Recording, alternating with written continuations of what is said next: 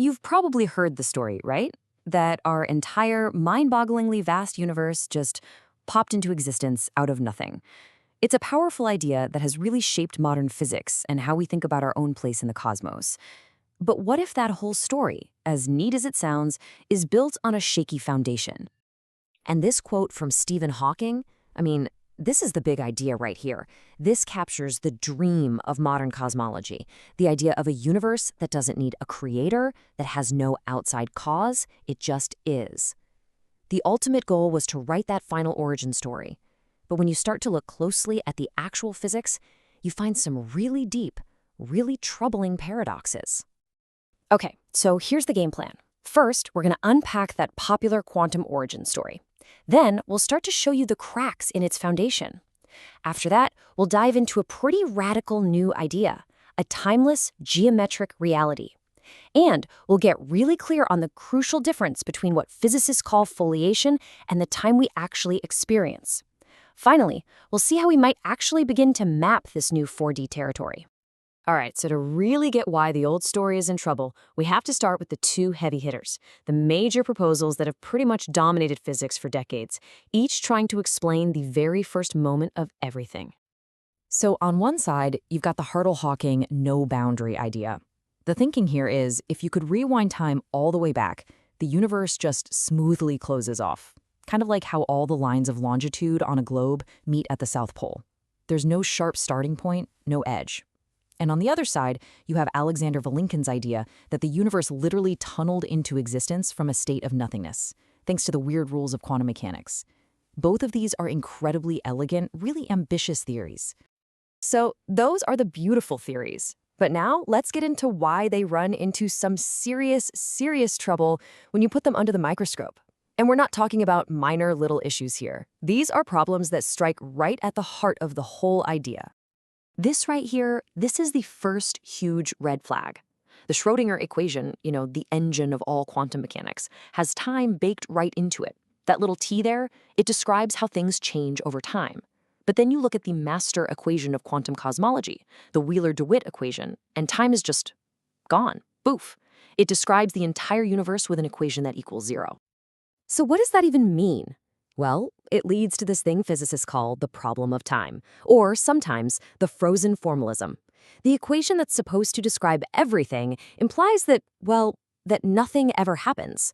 The universe is static, unchanging, completely frozen. Which is obviously a massive contradiction, because you and I, we experience change. We see things evolve. We feel the flow of time every single second.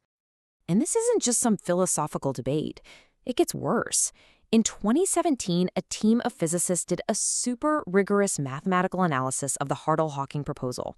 And when they ran the numbers properly, it didn't predict a nice, smooth universe like the one we live in. No, it predicted a universe completely ripped apart by infinite quantum fluctuations. It basically predicts nonsense, a catastrophic failure. So if the old paradigm is broken, what now? Well, a new way of thinking, a framework physicists call TCGS, suggests that maybe we've been asking the wrong question all along. The problem isn't that we can't find time in our equations. The problem is that we were wrong to think time was a fundamental ingredient of reality in the first place. The central idea of TCGS is that reality, at its most fundamental level, isn't a 3D movie that plays out over time. Instead, it's a complete, static, four-dimensional geometric object. They call it counterspace. Think of it like a giant block that contains the entire history of the universe, past, present, and future, all coexisting at once. So where are we in all this? Where is our familiar 3D universe? In this framework, our universe is just a 3D projection, a shadow cast by that higher dimensional 4D reality. Everything we see, everything we touch and measure is just one possible cross-section of this complete, timeless whole. And this brings us to that classic saying in science, the map is not the territory. In this way of thinking, our 3D scientific laws, our equations, our observations, that's the map. But this map can never fully capture the 4D reality, the territory. A shadow just can't contain all the information of the object that's casting it. It's impossible. All right, let's get to the absolute heart of this whole thing, because this is the idea that completely reframes everything. The key to solving the problem of time is to realize that what we've been calling time is a profound misunderstanding of what's actually going on. So here's the crucial distinction. Foliation is a purely geometric act. Imagine that static 4D block we talked about. Foliation is simply the act of slicing that block up into a sequence of 3D pages. It's a choice of how you want to section it. But the time we feel, the time our clocks measure, that is something completely different. It's constructed from the physical relationships, clocks ticking, planets orbiting, that exist within one of those 3D slices. The act of choosing how to slice the block is not the same thing as the physical processes happening inside the slice. They're not the same. This framework gets really precise here, and it carefully separates three concepts that traditional physics just mashes together. First, you have the foliation itself, the actual geometric structure of the slices, which has real physical content. Then there's the foliation parameter. Think of this as just a label, like page 1, page 2, page 3. It's just bookkeeping. It has no physical meaning. And finally, you have operational time, the time we actually measure, which emerges from real physical processes happening inside a single slice. And it's absolutely crucial to see why these can't be the same thing.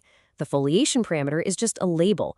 Operational time is built from real physics, and the geometric structure of the foliation can be rough, whereas our experience of time feels smooth and continuous.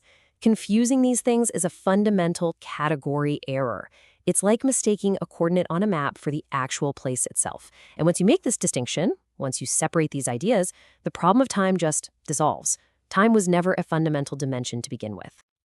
So you might be thinking, okay, this is a neat idea, but is it just some clever philosophical game? Not at all. The whole point of the TCGS framework is to shift the job of science away from explaining an origin and towards a new task, mapping the 4D territory. And it proposes actual, concrete ways to do this. So how do you even test something like this? The framework gives us a direct, testable question. If our reality is just a projection, then we should be able to tell the difference between properties that belong to the 4D source and artifacts that are created by the 3D projection process. In other words, can we find things that are invariant, things that stay the same no matter how you slice reality? And believe it or not, we find a stunning example in geochemistry from the asteroid impact that wiped out the dinosaurs. When you analyze the debris, you find two types of isotopes. Some, called nucleosynthetic isotopes, were forged in stars long ago. They are an invariant property of the 4D's source material itself. But other isotopes, the thermodynamic ones, formed as the debris cooled after the impact. Their distribution depends entirely on the sequence of events, the specific cooling path. That path is a perfect analogy for one particular slicing of the 4D reality. And remarkably, we might even be able to see the effects of this underlying 4D geometry in the collective behavior of living things. You've all seen those incredible videos of starling flocks moving as one, right? The instantaneous flock-wide coordination has always been a puzzle. There's just no way a signal can travel between all those birds in 3D space that quickly. But this model offers a mind-bending solution. What if the birds aren't signaling each other at all? What if each bird is just a distinct 3D projection of the same underlying 4D informational structure? If that's the case, they aren't communicating, they're just co-projecting.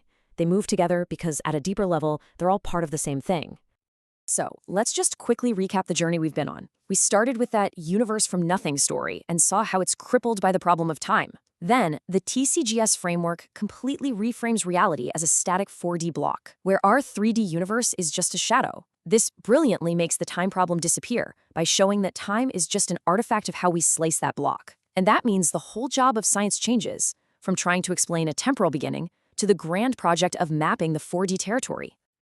This paradigm shift doesn't just solve some old problems in physics. It opens up a profoundly new way of questioning the very nature of our existence. It suggests that the reality we experience might be just one sliver of a much larger, timeless whole. And so the question is no longer where did we come from, but rather what is the true nature of the territory that casts our shadow?